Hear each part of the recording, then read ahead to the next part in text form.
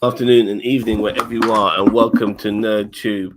And it's time to talk about Star Wars Acolyte, Season 1, Episode 8, also known subtitle wise as Acolyte. I'm here with Gaz. How you doing? I'm doing all right. Great. So, last week we had the answers. This week we had the conclusion. How did you find this episode, Gary? It's and people wonder why the Sith won. Is all I'm going to say. Okay, go on. Explain more, man. Go on. You got. Like the Jedi is supposed to be this like good force and stuff like that, and they're lying about stuff. They do cover ups. They're doing all this stuff. It's just like it's like feeling they're being stupid. And I think is that the Jedi Knights are supposed to be like the bastions of good, right? No one expects them to be perfect, right? Least of all me, right? They're going to be human beings or whatever species they are. They're going to mess up. Mm-hmm. But there's a difference between messing up and what they are doing. It's just ridiculous. And I think this series will go down as the worst thing connected to Star Wars. I know people will say Rise of Skywalker or Last Jedi. Do you know what? Last Jedi I defend a lot because at least he tried to do something interesting with it. This is worse than Caravan of Chaos. This is worse than the Flaming Christmas specials because this shits all over the law to the point that it's like the Jedi, who were presented to us as these noble and like good warriors who are just trying to keep the peace and were all about like defense and trying to get one with the Force and all this sort of stuff. All that is rubbish because these guys couldn't catch a flaming cold and can't catch a clue, and it's ridiculous. I mean, the green, sorry, I don't know her name. Sorry, I don't really care. Right, the green Jedi, she does my head in because she's there going, "Oh, this is what happened." Even though I sensed the presence of my Padawan, it wasn't him. It was Master Soul. It's like, and it's just all this stuff is just ridiculous. It's just like, I mean, like Osha had a famous street. I mean, Into the Dark Side was worse than Anakin's. At least with Anakin, you had reasons for it. That he foresaw Padme's death. He had trauma about his mother's death at the Island of Sand People. The fact that Palpatine had been manipulating him for years about, like, you know, his guilt about that and stuff like that, and his trepidations about saving Padme for dying. I mean, all that you could understand why he could turn to dark side because all that had been built up. In this, why did she turn to the dark side? Because Master Soul had killed her mother. Bollocks. And the storytelling in this famous series just does my fucking head in. Sorry. Look, I'm not the biggest fan of this show, but I have to honestly disagree with a lot you're saying, boss. But I say it with the utmost respect. What I like about this show, and what I like about something Disney has been doing with Star Wars, is that they're trying to paint out that the Jedi are far from I'd perfect. rather not, Daniel, to be honest with you. Yeah, they are far from perfect because I think sometimes people get this idea that the Jedi are supposed to be the bastion of good, and this is the idea we have of them. But I like the fact that they are very flawed and they do fucked up things. You know what I mean? That's fine. I don't mind a person who is supposed to be good messing up or doing morally questionable things. That is fine. It's when they go because they don't take accountability for that and they go against their whole philosophy. The whole life of philosophy. That's what the whole point of the Jedi is that they're supposed to be accountable. That they can't be too well informed because that's what the famous Sith did. Look, so they might as well just be Sith. I sometimes look at the Jedi like the Vulcans in Star Trek. These are very arrogant motherfuckers who think that they're fucking who think their farts don't stink. Yeah, and they and in a way because of that, you're like they're almost very condescending. You know the way Carrie Moore. Oh, you haven't seen Acolyte. I'm sorry, but hello, by the way. They're almost very condescending. They're very condescending in the way, like the way Carrie Ann Moss's character, like way she was talking to Soul at time, like she was like saying she was speaking to him in a manner that wasn't very empathetic. It's like just control your fucking emotions for fuck's sake. Calm the fuck down. And shit like that doesn't necessarily always work. And like, I've always thought that the Jedi's approach to things is what caused their downfall in the first place. And I have no problems with Jedi's fucking up and having to cover their own asses and still try to act like they're the good guys and all of that shit. This makes them, I don't want to say human, because not all Jedi's, not everyone's human in this universe, but it makes them normal, in a way. Like, but the point is that, like, David Harewood, who Vance just brought up, is absolutely 100% right about the fact that the Jedi have no checks and balances around them. And the thing is that, so basically they're proving him right that this whole order is corrupt. And the thing is that I shouldn't be thinking about that with the people who are supposed to be my heroes. And look, I have no. What I'm going to say is that, all right, I'll give you a perfect example. Misguide yourself. What I'm saying is, like for example, I'll give you a perfect example of what I mean, right? And this is nothing to do with Star Wars, right? This is the DC universe. This is what happened in the DC universe, right? In the DC universe, they mind wiped both Batman and a character called Dr. Light because something happened that I don't want to talk about because we get fact. All right. But what I'm saying is that it's okay for good characters to do morally questionable things for the right reasons. What are the right reasons that the Jedi are doing this? Explain it to me, please. No, they're not. I'm not trying to say they're doing it for the right reasons, dude. They're covering their own asses. You got this idea that they're the heroes and stuff like that. They are supposed to be the heroes. But they're flawed, man. They're flawed. You get it. Flawed heroes and still have to be. No. They're heroes to you because that's the box you put them in. For me, they are people who like to consider themselves to be them righteous people, not necessarily heroes. Righteous people, and they do fucked up things, like we all do. Then they're far from perfect, and that's how that's the perspective I'm looking at it, which is why they did the cover up and stuff like that, which is why, like, the guilt for somebody like the character of Tobin, his guilt was so much he took his own life, because because of what happened on Brendok. And if they played more into that, I'd be up for it. I think if I was to write this series, I'd make it all about the cover up, and maybe that the other Jedi are suspicious of what happened on here, and that maybe all but they've not put it together until now, until like the person that they thought dead resurfaces and it kind of brings it back, and it forces us to reevaluate it. That could be interesting.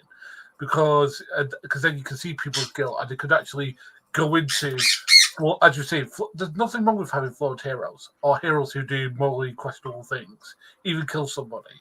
Okay, what I'm against is you keep calling them heroes. I don't like that term, man, because you're black and white. You're black and whiting it by making it, and that's the problem. Literally blew up planets. No, yeah, I know that. Look, I'm not doubting that, but this is the thing. You're still black and white. You got to look at it as people who are like, this is not obviously this is fantasy. I'm not doubting that, but they're trying to ground things. This is not your basic standard of good and evil. Even the Jedi are flawed.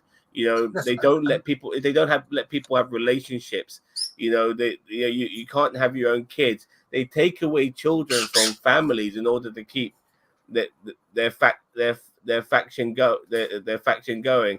You're not allowed to have you can't like anything. You can't love anything. It's a very bland existence. Whilst I think that part of the law is stupid, right? I'm not saying that everything that I'm not saying every part of the law is perfect. It's not. I think the rule of two is stupid. All right. I think the whole point that they're supposed to be basically monks is stupid, especially when in the books, Luke Skywalker has a wife and has children. Yeah, marriage. Yeah, but he changed the Jedi once he became the sole Jedi, and he changed the way the Jedi Order was. Let me just read some comments here. Okay, Mr. Acolyte, I'm glad you don't care about spoilers. The senator was played by David Harewood, yes, also known as the Martian Manhunter, a very good British actor, by the way. Welcome, Random Rick Reviews. Star Wars Acolyte was actually made by YouTubers so they could have content to complain about. Okay, fair enough.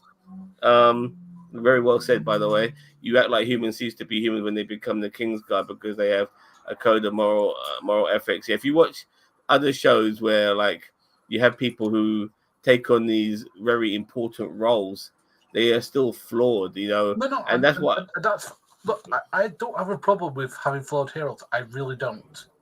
Okay, because the whole point of having heroes is they are human or they're whatever species they're supposed to be. I don't have a problem with that. What I have a problem with is when it goes literally against their code of ethics and everything they're doing is against their code of ethics. That's what makes them flawed. But that's not a flaw. That's literally going against the whole life philosophy that you're against. Look, a flaw is, let's say, for example, you do some moral dubious. A flaw is not covering up a murder, a genocide of some flaming a witch coven, and then your green flaming bald lady covers up that by blaming it on you when she knows it was her Padawan who did it. That makes no sense unless there's something about if the Sith come back, there's going to be danger. It's like, if that's explained to me, fine, I understand it because that's storytelling. Okay, it is not explained enough, and that's the thing that I cannot get hard over. The whole point of the Jedi Order is there's supposed to be accountability. Accountability for how you use the Force, accountability how the Force is used, accountability for what you do with it. It's supposed to be that defense is never supposed to be about attack. And that is what bothers me. The whole point of the Jedi Order is they're supposed to be a defensive, loving, well, not loving, but I don't have a problem with them being flawed. I have a problem with the entire philosophy behind it, if that makes sense. I'm just thinking that sometimes it's not that straightforward. And you remember they were defending themselves when they went to Brendok. You know, they were attacked initially, and then unfortunately it turned into genocide. Is a bit of a, but it's a bit of a hard. But they killed a lot of people. Don't get me wrong, but they killed about 50 people, in that location. I mean, a majority of them were killed just by breaking a seance. And these are my issues now. Like, the power of one, the power of two, the power of many. Well, there were many people doing that fucking seance last week, and one person in Carrie Ham Moss was able to kill them all by breaking the seance. And shit like that is the problem I have with this show. I have no problems with characters who are supposed to be the quote unquote good guys not being as good as they're supposed to be, not living up to the expectations that is put upon them, and sometimes having to cover their own asses in order to keep things smooth and not cause a kerfuffle. And in this case, regarding what happened to May and Osha and all of that, there was so much head fuck, regarding it, and it was very hard to even assess who was in the wrong because they were attacked first. They were just defending themselves, so much so that they even made one of their Jedi try to kill them in that Wookiee. Like, it's not so straightforward, which is what I like about it. Even I don't have an accurate response into how to save face for the Jedi, because in a way they couldn't, but at the same time they weren't 100% responsible. I want to get to some more comments. Soul saw a Force died and what he thought were the Night Sisters getting ready to attack, and after they had already attacked the Padawan of their party. Yeah, they did put Tobin under a spell initially because they're trying to make him want to go back to Coruscant. So we're trying to save two innocent girls from a sacrifice. I also agree there, because remember, we did see May being turned into smoke, and like I said, this is the problem with the writing I have sometimes with the show. When it comes to certain things like that, because she did that Night Sister said later on that I was going to let you have Osha. Soul might have misunderstood the situation and done something wrong, but intentions were good based on that's the thing. Certain things were misunderstood. There was obviously a lost in translation moment, but unfortunately, that's fine.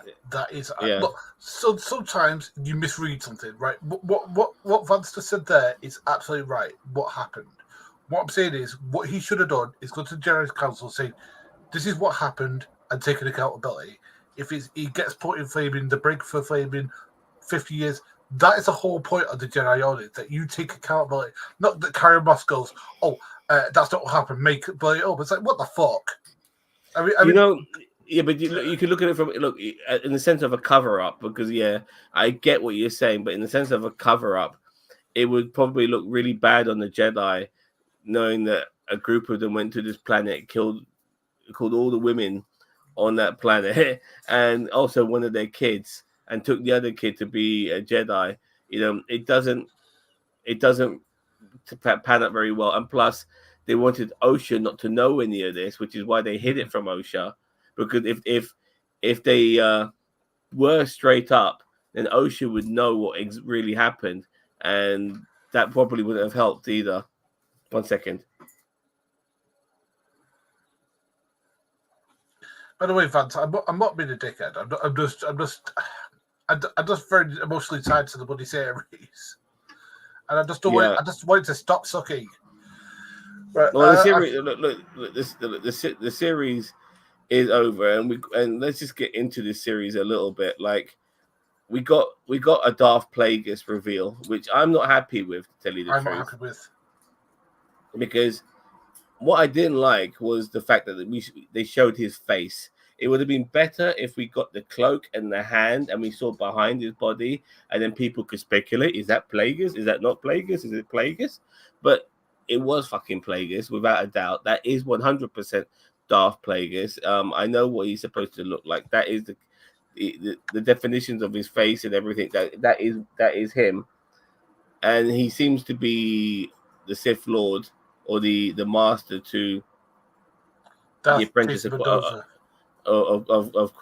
Quamir. So that's. But once again, why give us this tidbit like in the way you did? You should not have shown his face. That was the problem. Don't show the face. Now you've shown the face.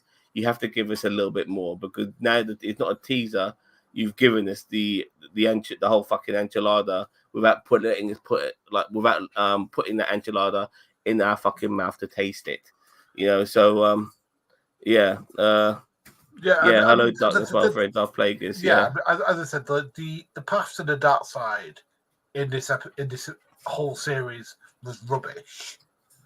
I mean, it happened in two episodes.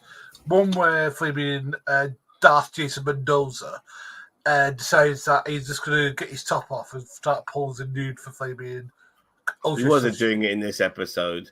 No, but he did it in the last episode. He did it in the last episode, and he put the flaming deprivation helmet on her. The flaming smiley mask, whatever you want to call it. I mean, I don't know why every bad guy has to have a mask, but hey, it's like apparently it's like Magneto's. Like you said, you've actually said this before. It is like Magneto's flaming helmet. It stops people reading your mind. It stops that element. It stops that element of the Force being used on you, like mind controlled or whatever. Plus, the Sith, to a degree, are still in hiding. So that's another reason why they wear it, regardless of them exposing their red lightsabers. Yeah, and then Osha in this just once that soul might have killed her mother and just goes full flaming heel. It's like, where did that come from? If we could have seen throughout the series that she was conflicted, maybe like there's times maybe she was pulled towards the witches, or like she felt the reason that she couldn't connect with the Jedi training, that like she felt the pull of the dark side. That would have been much more of a character build and much more believable when she turns to the dark side. Look, I see.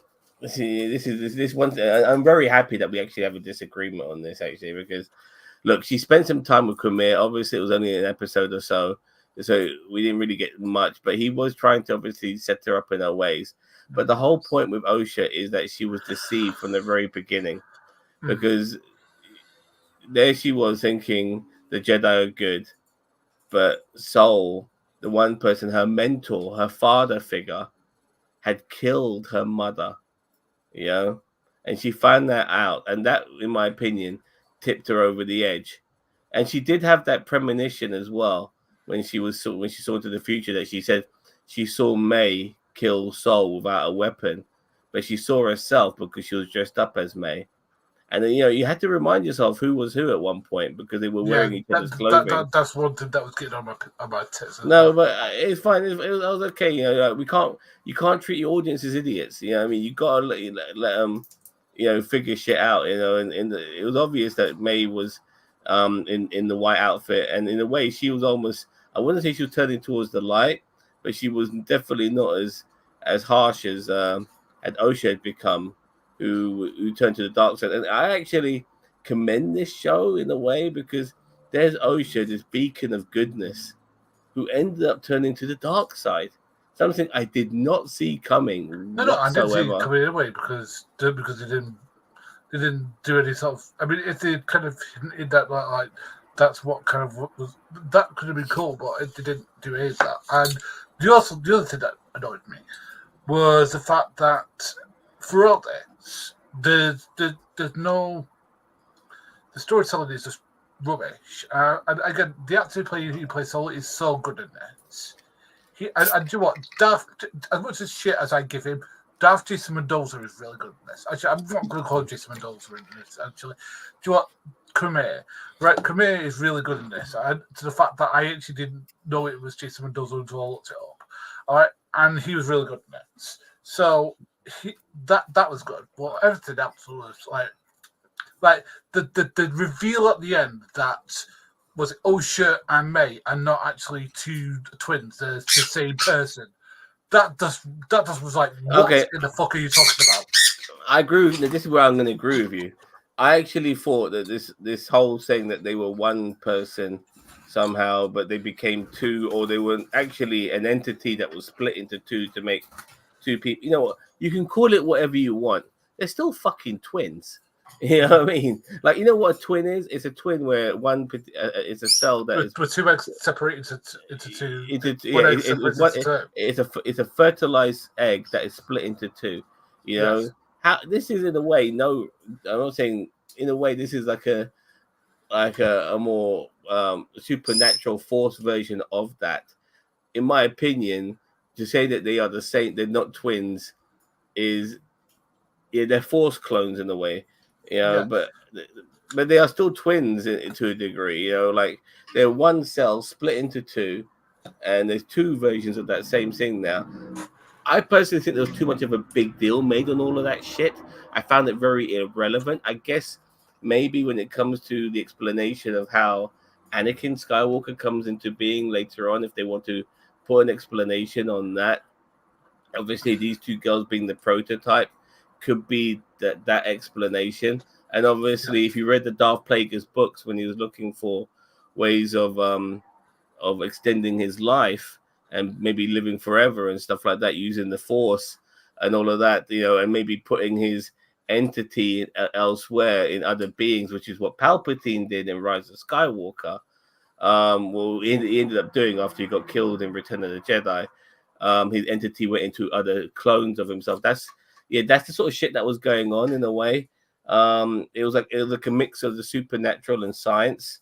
But I personally didn't fucking like all of that shit, and I think too much of a big deal was made on all of that, and I found it very irrelevant. It might be relevant if they do a season 2 of this shit, and I actually do want a season 2 of this shit, because we got some good lightsaber battles, and the fact that there's lightsaber burns everywhere and these Jedis are not picking up on that. I mean, they obviously blame Sol for it, but who the fuck is he fighting this time around? And obviously there's that Vanessa woman, the green woman. She's doing a cover up as well because she felt the presence of her Padawan, who's Khmer.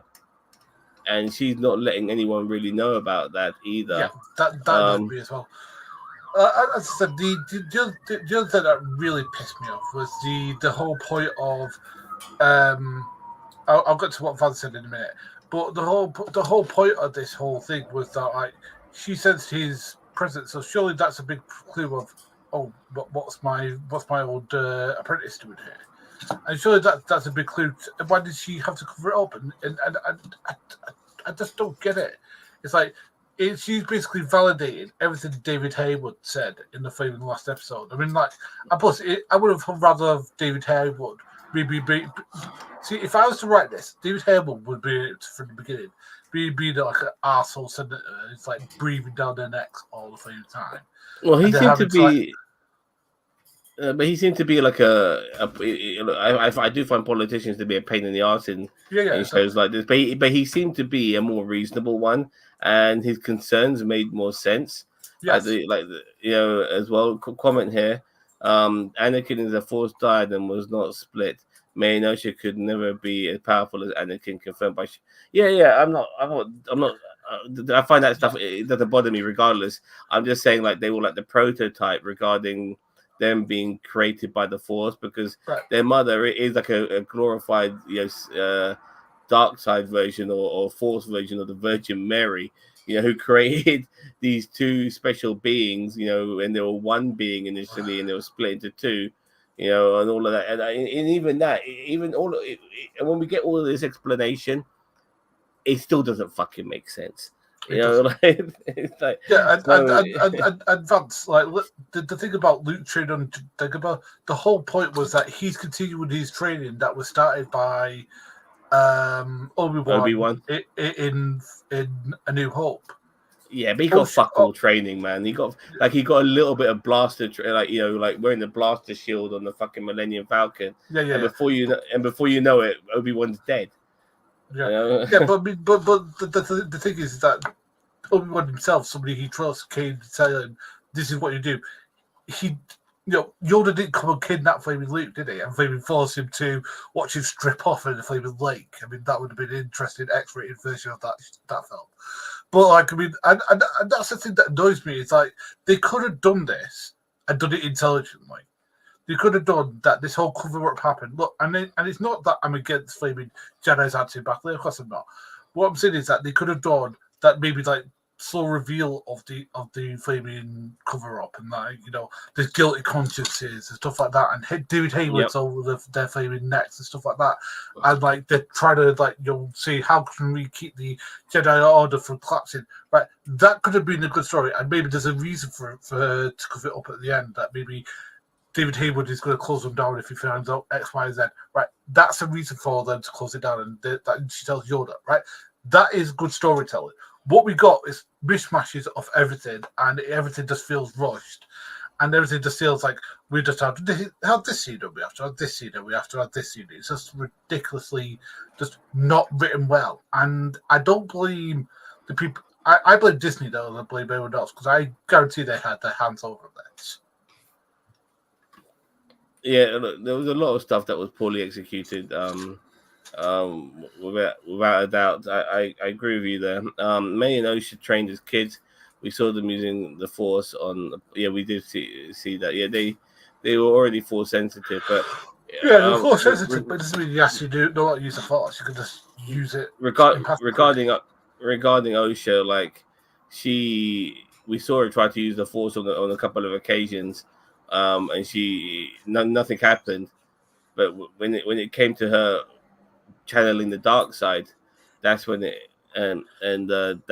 that's when she really showed up. And regarding that, like, we saw once Soul, before Soul had died, or actually after Soul had died, because she force choked him, and I hate that. Well, Soul had to die, by the way. I'm glad he did. I agree that. But I'd rather that Quimir did it. I'd rather Quimir just went and killed him. To a degree, I felt a little bit like that. But did you find that cool when the lightsaber turned from blue to red? No, I thought it was stupid. But you know about the bleeding of the kyber crystals and all of that. Yes, yeah? I've heard about it. I just didn't want to see it. It's a law that's brought in by Disney. Yes, it is a little thing.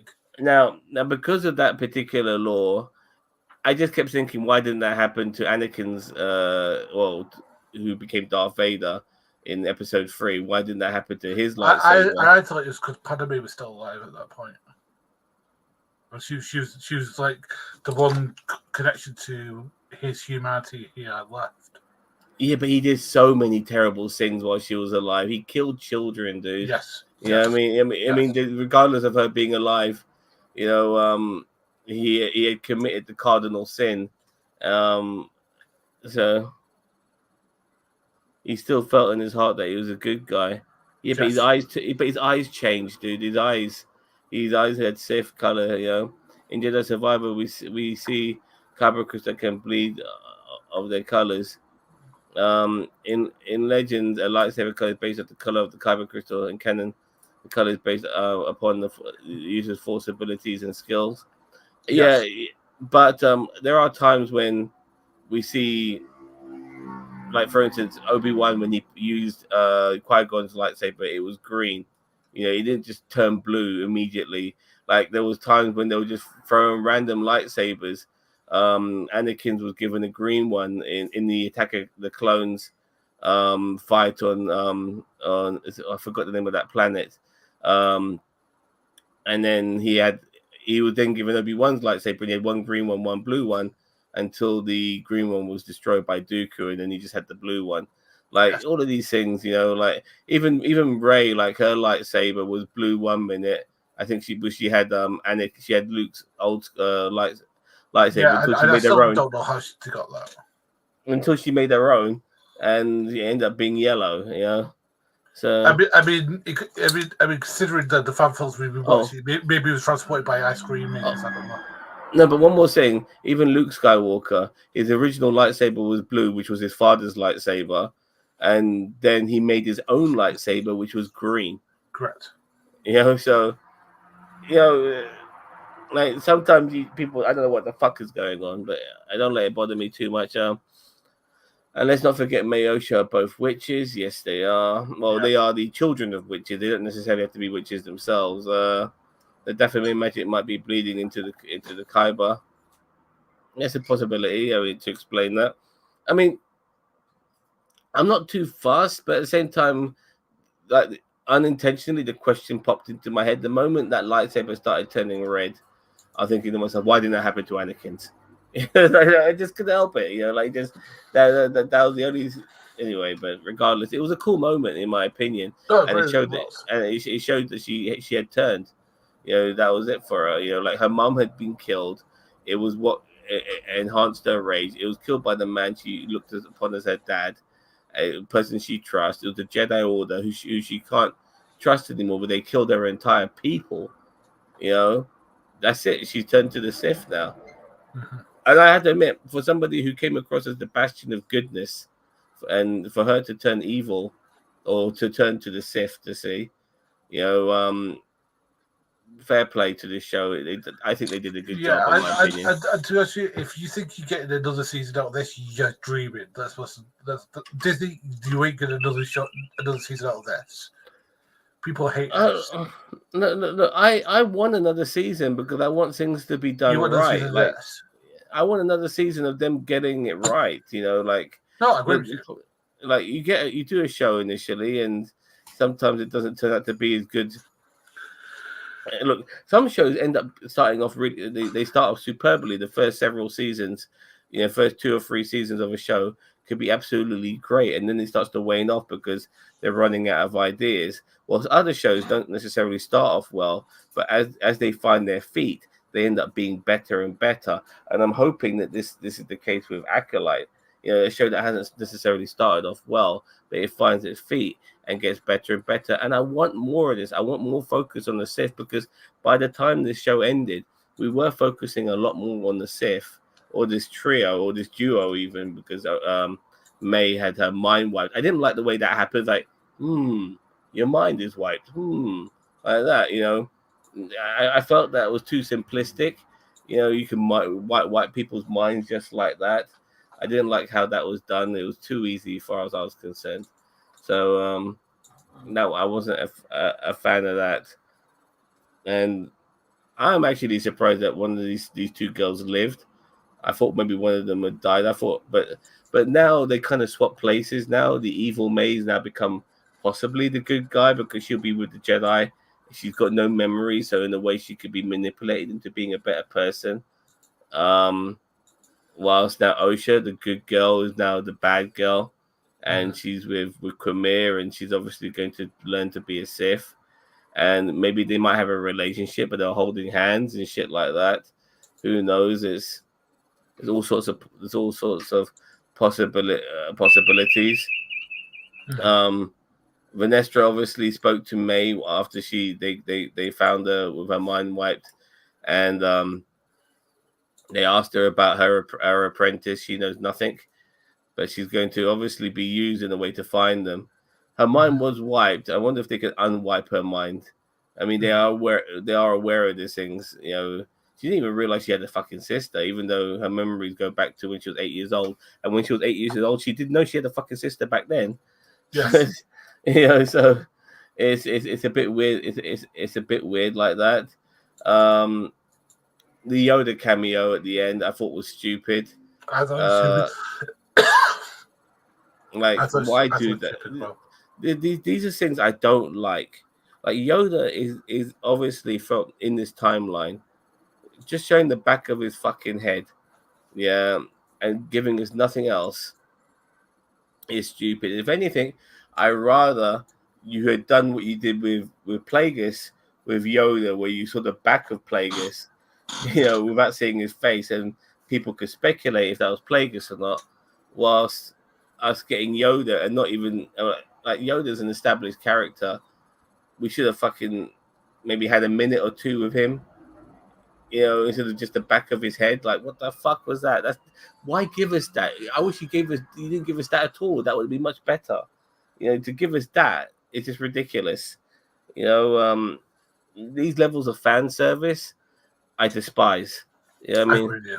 I would honestly prefer Yaddle.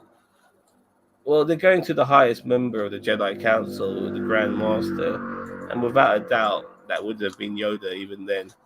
So, I guess that's why he was there, but I just don't like the way they executed it. Like, stuff like that for me is poor.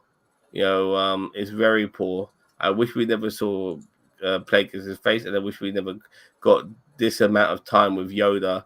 Somebody who I think would have been a pretty cool moment if we got to hear from him, speak to him. Vanessa spoke to him, even for a minute or two, and it could have ended like that. And I think people would have been happy with that instead of what we got was nothing.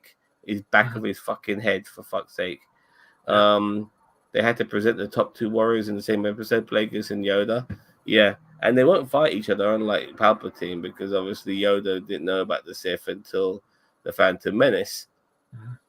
And I'll give the show credit; they didn't break law regarding that.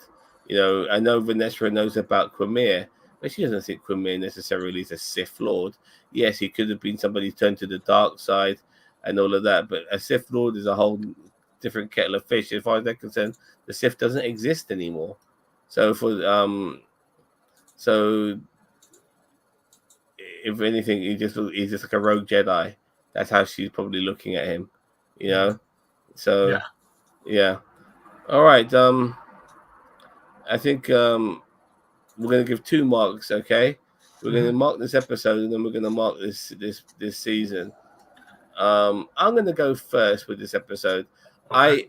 I actually look. I know me and you are divided on this episode. I like this episode. I thought we got culmination. I think some of the explanations was pretty good. I know there are gonna if there'll be reviews out there which will probably dissect this episode to shit and come across scenarios and situations that will make a lot of things come across as stupid. I get it. Angry Joe, if you watch his reviews on this, he's very good at really him and his colleagues are very good at dissecting these shows and understanding how stupid things are when it comes to the Acolyte. And they might do it with this episode as well. But I personally enjoyed this episode. I thought the action scenes were good. I thought some of the payoffs were pretty good after what we got last week regarding the revelations. The Jedi don't know about the Sith, which is fundamental. But some of the fan service I thought was insulting, like Darth Plagueis and Yoda. You don't give us that. You don't give us Darth Plagueis' face and not give us Darth Plagueis, and you don't give us the back of Yoda's head and not give us Yoda. I mean, it's like the way they did it. It's like why do that? You know, like you haven't left a smile on my face. You made me thinking to myself, what the fuck? Yeah, that's the response I got. You know, if you're gonna do fan service, do it right, and that wasn't right in my opinion. So I give this episode still an 8 out of 10. I did it surpassed my expectations. I liked it, and I think some of the things did make sense. You know, despite me having problems with this show. So this is and I'm trying to be as fair as I can, and I honestly want a second season because I want this show to be done right. All right, what about you? I will give this. Do you know what? I'm going to be generous and give it a 4 because I thought the action sequences were really well done and well choreographed. I thought the guy who plays Saul, his performance was pretty good. This and Khmer, I thought his performance in this was good, but it has the same problems that the rest of the season has. That the lore's gone to crap and the storytelling's atrocious. So with that, I can only give it a 4. One says he'd give it 9 out of 10 for fight choreography. But look, there's one point in the fight which I didn't like was when they both crossed their paths of sabers and Soul Saber destroyed Khmer's saber, and I thought that one particular moment, one person had got the killing blow, but neither of them did. You know, and I thought I didn't like the way that panned out. I agree. So I wasn't too happy about that. But regardless, I thought the fighting was excellent in this, and overall, when it comes to lightsaber combat, we kind of been getting a lot of that lightsaber combat we got in the prequel era, which is exactly how it should be, like fast and fantastic and extravagant, which is what we want from our lightsaber duels, in my opinion. So yeah, good stuff, and it did end, you know, with a season 2. So if we do get a season 2, we'll probably see Darth Plagueis. We'll probably see Osha being trained. We'll probably see Vanessa looking for her Padawan, which is Khmer. Maybe more David Harewood to cover up, wondering certain things from Yoda as well. Maybe trying to get into the mind of May. Who knows? But yeah, I mean, if we do get a season 2, it won't happen for a couple of years because that's how this shit runs nowadays, which really pisses me off. 2 years between seasons is always way too long. I don't give a fuck how much is a budget, how complex shit is. We used to get 26 episodes of Star Trek a season every year. You know, Game of Thrones was coming out every year for the first 5 or 6 seasons. And all of a sudden, now everything's coming out every 2 years. But when you go back to a show after 2 years, you've forgotten what the fuck you were watching in the first place. I mean, the one thing I must criticize this show for is its use of budget. I mean, this show had a budget of 182 million, and you can't see it anywhere. I mean, everything looks a bit grimy, looks a bit grimy, looks a bit reused. It looks like, well, what's this 100? I mean, and this is why I hate flaming CGI. It lets people get lazy with shit. As I said, and I'd rather have had practical effects because the thing is that it would have made things feel a little bit more grounded than they did. You know what I mean? Like, I know that they've got to do CGIs for certain things, but they don't have to do it for everything. Vaughn says, I don't think we'll see season 2, but rather another series with a different name, continuing the story. I agree. They'll try and drop it won't be the Acolyte. It'll be the Apprentice or the Padawan or something like that. It'll still be a season 2, but I want to see continuation. Like, look, for instance, like you got what's her face in Obi-Wan, that Sith, that Inquisitor. I need to know what the fuck happens to her, you know, because she was one of the best. She was one of the best. No. I'm not saying that. I'm just saying. No, I'm saying she was one of the best things about her. No, but there's a continuity error because she she's not around when fucking at the beginning of New Hope. So where the fuck, what the fuck happens to her? You know, so I think that's fundamental. If anything does, I mean, she has been incapacitated by being stabbed, but she still managed to try to kill Luke, regardless. And same with this, like, you know, you've opened up this door now regarding the Sith and them having their presence not known, but definitely felt um, in a period of time where they are just about to, you know, make themselves known. So I want more of that. You know, I want more Sith. I really want more Sith. I mean, for me, the Sith are some of the best parts of it, but they just have to focus on the Acolyte a bit more and make the Jedis and shit like that the like the secondary characters. Like when you watch a film about like if you ever seen American Psycho? Yes. Jason not Jason Bateman, but the character of Christian Bale. You know, but his character, I forgot his name. Oh, what's his name? No, it's not. It's something Bateman. Patrick Bateman. Patrick Bateman, yes. Patrick Bateman's character is the main character. Now, William Dafoe plays the cop, and he's very much secondary. You only really see him when he's talking to Bateman, the character of Bateman. You don't really see him do his own shit outside of Bateman. And that's how I want to see the Jedi and the Sith in the upcoming Acolyte. I like whenever the Jedi are involved, they are so secondary that their scenes are not as relevant as it should be. It's all about the Sith. You know, they are the main people. The Jedi are in an arms race. They even realize it's happening. They don't even realize it's happening. Oh, fair enough. Yeah. I plus this could be what this could be seeded to why the Master Sifo Diaz goes off and gets the bloody clone army, because maybe like but that's still like 100. Yeah, but like that's a long way away, because for a start, Palpatine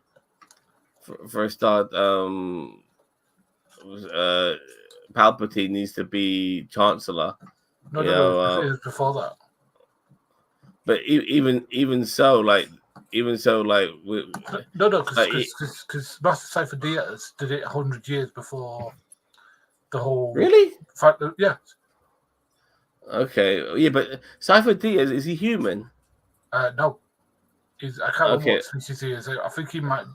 I don't think he's like your species. He's some species that lives a pretty decent diet. It's just that obviously, you know, this show's 100 years before. Yes. Yeah, and Sifo Dyaz's name is mentioned, and people like Obi-Wan knows who the fuck Sifo Dyaz is, and this was mentioned in Attack of the Clones, which is over 100 years after this. So anyway, let's give the series a marking now. I'll go first again. I'm going to give it a 5 for the season. I think as much as I liked episode 8 and there was some good fight scene choreography and all of that, I didn't think this show was that great overall. I do feel that the final episode did a lot better than I could ever imagine it could have done, and it kind of brought things together pretty well. But I think getting there was poorly done. I think some of the there was a lot of cringe and a lot of stupidity in the show, and some stuff that doesn't make sense. Mm-hmm. And the execution of it all wasn't that great. And obviously the power of one, the power of two, the power of all of that shit was absolutely awful. You got a Wookiee walking around with a fucking metal detector, for fuck's sake. Some like things like that. I just look at it and think to myself, stupid. What the fuck is this? And some of the revelations and the payoffs weren't that great in episode 7. It was okay, but it wasn't that great. And I did like the character of Osha and May and all of that. A lot of people didn't like on them. I think they're great. I thought she was great. I thought her performances of playing two different women were fantastic. So, and obviously the acting played Soul. It would have been nice to get more Carrie-Anne Moss in this. Unfortunately, she was only a flashback user. Yeah, it's a 5. Okay, on you. So you'll give it a 5. Yeah. Okay, I'll give it. Do you know what? I'll give it a 2, and that's me being generous. Okay, because this destroyed the law. It craps all over the Flaming Jedi Order. It destroyed any sort of like hope that anybody had that Disney could actually deal something decent with the franchise. It's a badly written piece of trash, and it will go down as one of the biggest missteps of all time. How does it destroy the law? This makes the Flaming Crystal Special look like Flaming Empire Strikes Back. How does it destroy the law? Please explain that to me. Right, because the whole point of the Jedi is that they're supposed to be in touch with their emotions and touch with they're not supposed to be angry, they're not supposed to be violent, they're not supposed to seek vengeance, they're supposed to be calm, try and rationalize everything, and they don't. They're like, let's destroy it. You're like, dude, you're going to their planet, like threatening kids that they're protecting, and you wonder why they're protecting them. Fair enough.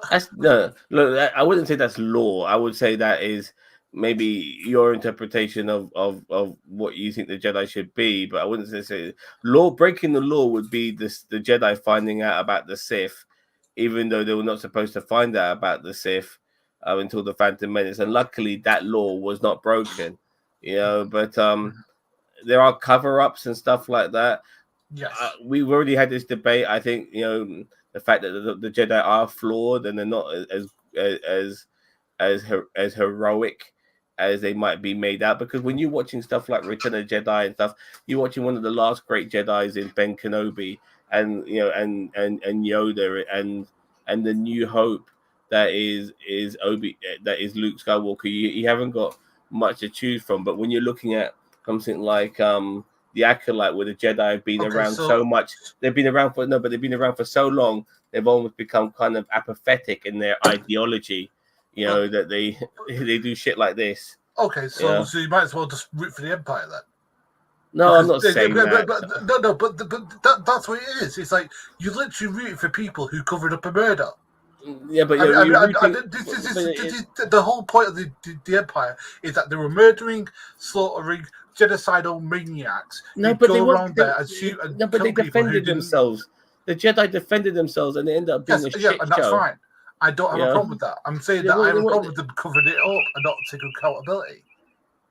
Yeah, but I'm just exactly. The 4 Jedi who did a cover up. It wasn't the entire order. If the rest of the order knew what they did, they would have thrown their asses in jail, or they would have excluded them from the Jedi Order or whatever. They knew what they did was wrong. They're flawed people, dude. They are not they are 4 people of an order of thousands. And for that reason alone, just to make all of them vanilla cookie cutter, they all have to be the same. I think it's a disservice. No, but I don't mind having the Jedi who's a little bit more grey. Like, for example, you've talked about Mace Windu before, that he uses the dark side. Yeah, even Qui-Gon Jinn's a bit grey. Like, he cheated in that dice game where they wanted to get the mother and stuff like that, and he cheated in that. And I don't mind that. I don't mind a little bit of grey in my people I'm supposed to root for. But there's a difference between being grey and covered up in murder. There's a little bit of a gap there. You would have to concede that. Yeah, they're covering up a murder, dude, because they're flawed people, and they're not covering up a murder. They're covering up a shit show. Yeah, because once again they were defending themselves. They weren't going. They didn't go around saying we're going to kill you. They defended themselves, dude, and that's not murder, man. That's self-defense, and that's the difference. But it would have opened up such a can of worms that they decided just to cover it up, and that's why that's how I look at it. It's not, you've got to stop using the word murder when they were defending themselves. They didn't go out there to kill anybody. They just wanted to, they just wanted those kids, or one of those kids at least, and next thing you know, they were on the back foot because these are dark side users of the Force, the Night Sisters, and so like they were telling May, one of the mothers was telling May to focus on her anger and shit like that. They have a different interpretation, but they were being attacked. They had fucking arrows at them. They were mind controlling a couple of the Jedis at one particular point. They were being attacked. So I can't call it murder. That's all I'm saying. Okay. Well, we can agree to disagree about that. But what I'd say is that there is like if they could do a second season and improve it, because Game of Thrones first season was rubbish. Right, it was boring as hell. I loved Game of Thrones first season, dude. I thought the final seasons were fucking awful, because they wanted to wrap up prematurely, which is what I hated about that show. The wrap up, and then it became action scenes. If you watch House of the Dragon right now, the best episodes are the ones there was an action scene last week, but this week's episode had no action, and it was thoroughly enjoyable. I preferred this week's episode more than last week's episode. Some people want to watch fucking House of the Dragon for the dragon fights and shit like that. I love the political intrigue, but that's just my personal opinion. Anyways, all right, let's wrap this up. All right, so as you can see, we have a house divided here. I myself, even though I don't think the show is fantastic or even great, I did give it a 5 out of 10 for the season and an 8 out of 10 for this final episode. But I do know this show has flaws. Please understand that. But my opinions still differ to that of Gary, who looks at things from a different perspective, from a different point of view, I may add. And do you agree with him or do you agree with me after watching our debate? Because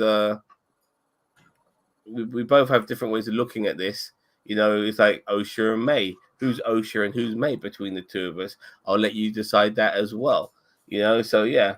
But regardless, let us know with thoughts below, with comments below, if you're not going to be joining us here for this live stream. And let me also remind you that here at NerdTube, we're on a variety of different social media platforms. We're on YouTube, we're on Twitch, we're on Twitter, we're on TikTok. So check us out on all of that. Anything to add, Gary? Nah. Just go like and subscribe, all that stuff. And but despite me and Sam disagreeing, it doesn't mean that we can't respect and love each other. And yeah, please keep it civil. Yeah, exactly. That goes without saying. And check out later on the podcast with some Trekkies later at midnight UK time. The Star Trek podcast is well worth your time to check out. I always like doing it. Tomorrow I'll be doing my review of The Boys at some point, and we'll be doing a live review of episode 5 and 6 of Star Trek Prodigy. So check us out for that as well. Anyway, regardless of all of that, thank you very much, Boss Man, for joining me, and Daniel Vance as well in the chat, and everyone else who also joined us in the chat. Don't forget to like, share, subscribe to NerdTube, the greatest social media channel you never heard of. And if you've already forgotten, the name's NerdTube. Remember it.